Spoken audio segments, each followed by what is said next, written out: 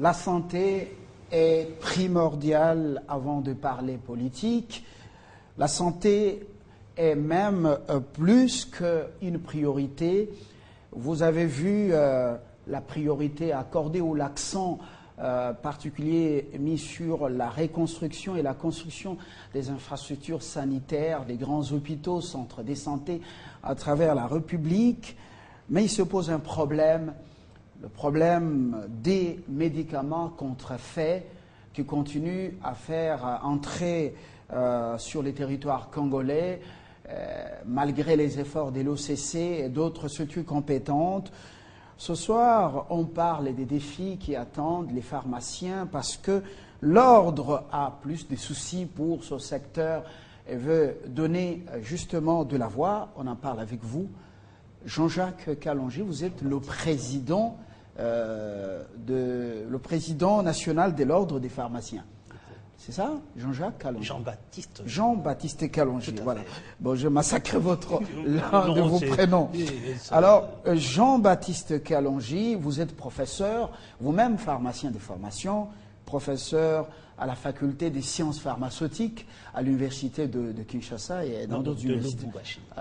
L'université de Lubumbashi et dans d'autres universités à travers la République. Alors, d'abord, l'état des lieux, l'ordre est-il satisfait de la manière dont les commerçants dans le secteur pharmaceutique se comportent?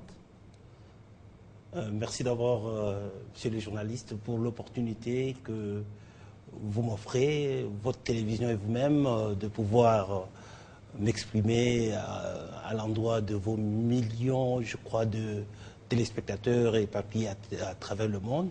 Je crois que c'est déjà quelque chose de bien pour l'exercice de la pharmacie, pour le bénéfice, n'est-ce pas, du peuple congolais par rapport aux médicaments de qualité. Et c'est déjà un pas par rapport à ce que nous sommes en train de faire ici. C'est pour dire que nous avons vraiment des soucis.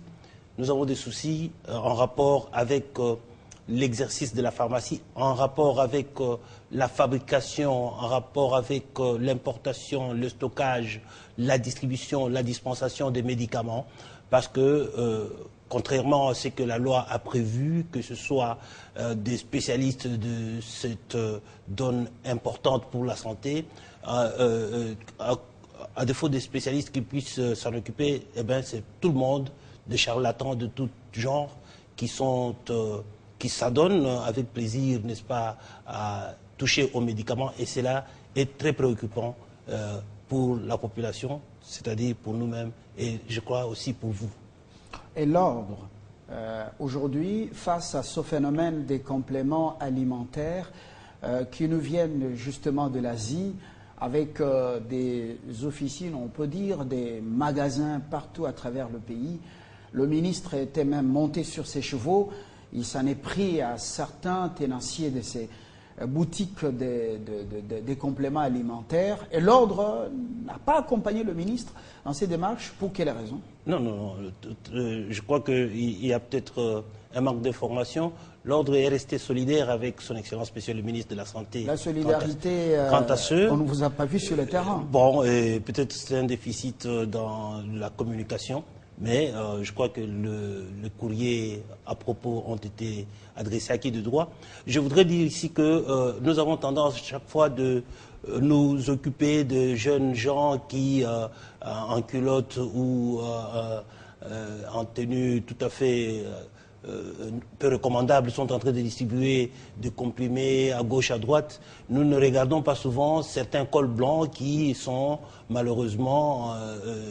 parfois bénéficient même de plateaux de télévision comme ça pour raconter n'importe quoi, notamment les suppléments alimentaires. Je vous dis que le médicament est une préparation qui respecte un certain nombre de règles et sa gestion, son administration est entourée d'un certain nombre de principes d'éthique qu'il faut respecter. Et malheureusement, un certain nombre d'individus se cachant sous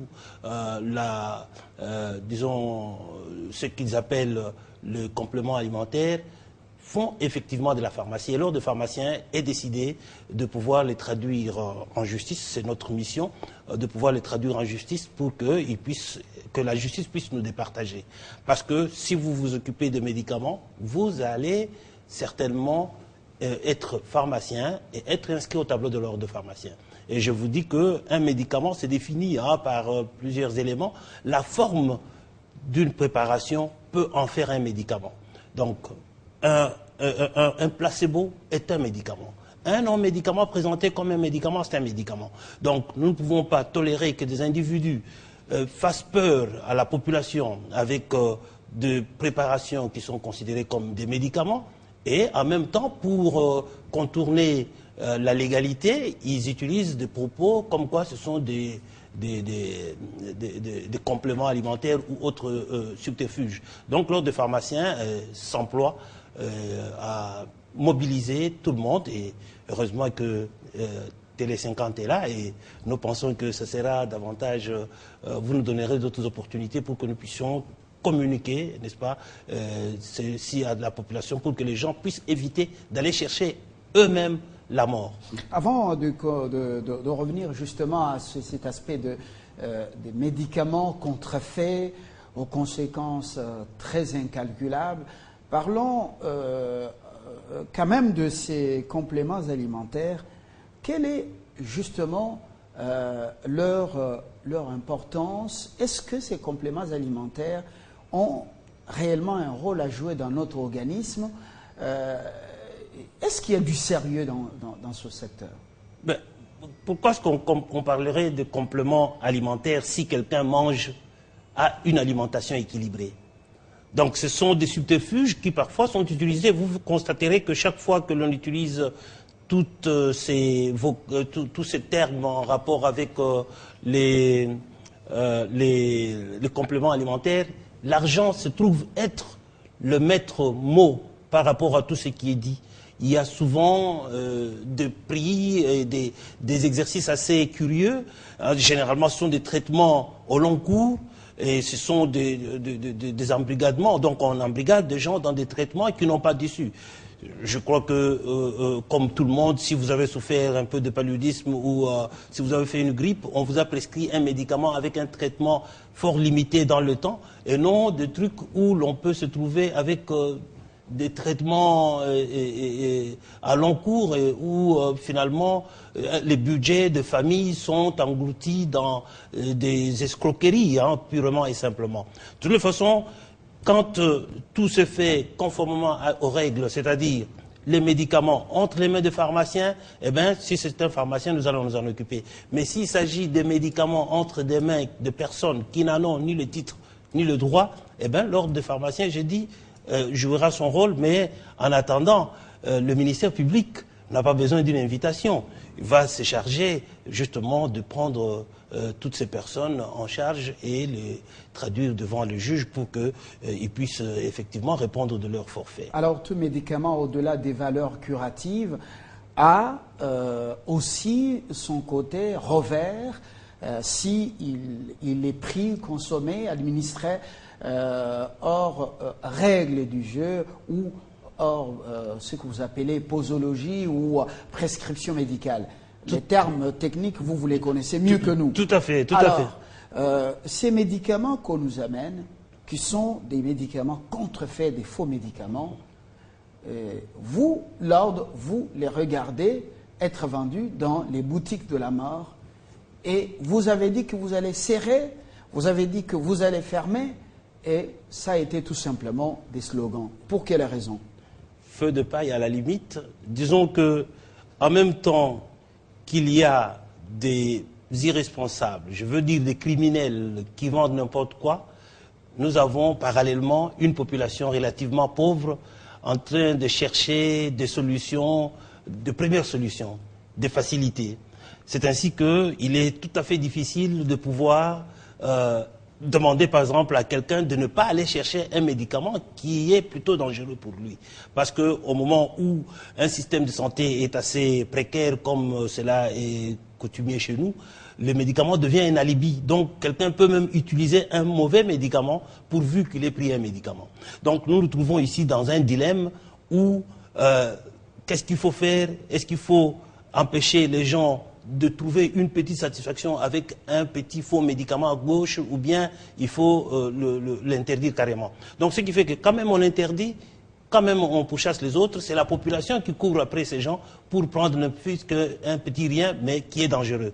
Donc je crois que le gouvernement est en train de prendre des choses très très au sérieux, et comme on l'a fait avec les esprits de vie, vous voyez comment est-ce que le gouvernement anticipe un certain nombre d'activités.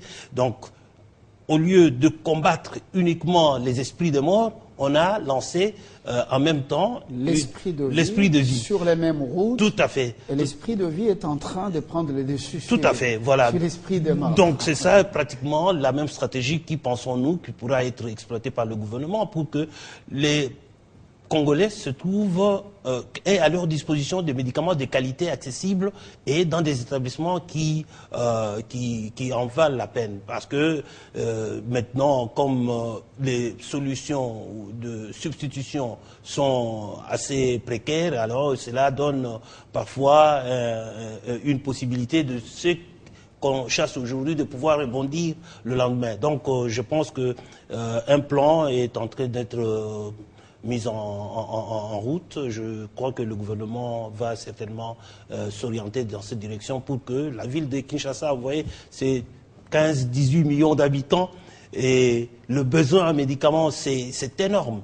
C'est plus que des États entiers. Donc, si ces gens ne trouvent pas des médicaments dont ils ont besoin, ils peuvent recourir à n'importe quoi. Et si vous fermez une boutiquette à gauche, à droite, le lendemain, le risque d'incompréhension sont tout à fait notoires. Donc je pense que en même temps qu'un certain nombre d'initiatives privées ou même publiques seront encouragées pour que les gens puissent accéder aux bons médicaments, en même temps, le gouvernement va certainement penser à instaurer l'esprit de vie dans les secteurs pharmaceutiques. L'esprit de vie, esprit de mort, est-ce que cette comparaison vaut la peine pour la santé, justement?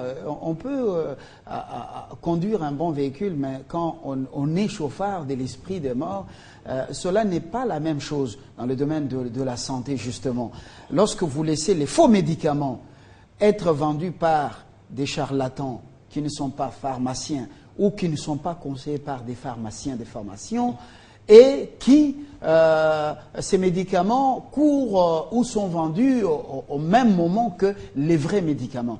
La confusion, en fait, les dégâts sur le plan de la santé, vous pouvez les calculer? Non, les dégâts, ils sont incalculables, justement. Les dégâts sont incalculables. Le pharmacien constitue justement la garantie pour qu'un médicament de qualité parvienne aux malades.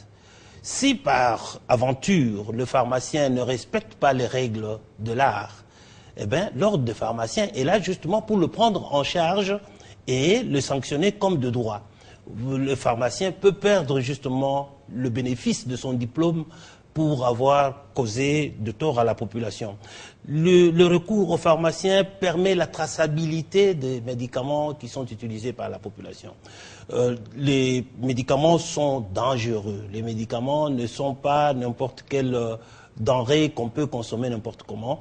Dans notre pays, dans notre ville ici, je pense que le nombre de décès dus aux médicaments, nous l'avons dit, ne peut pas être estimé avec beaucoup d'aisance, mais je crois que ce sont des études que nous devons faire parce que nous ne sommes pas pardonnables si nous n'avons pas de réponse à ce genre de questions. Mais nous disons aussi en même temps que pour que le médicament soit traçable, il faut qu'il passe par des mains expertes bien identifiées. C'est pour cela d'ailleurs que, pas plus tard que hier, le Conseil national de l'ordre des pharmaciens a publié, à l'intention du public, à travers son Excellence Monsieur le ministre de la Santé, nous avons remis le tableau national de l'ordre des pharmaciens, reprenant tous les pharmaciens inscrits au tableau de l'ordre, et voilà, cela permet déjà de savoir qui fait quoi, et à travers ce mécanisme, s'il y a un aventurier, je veux dire, s'il y a un pharmacien qui a posé un acte indélicat, on sait le retrouver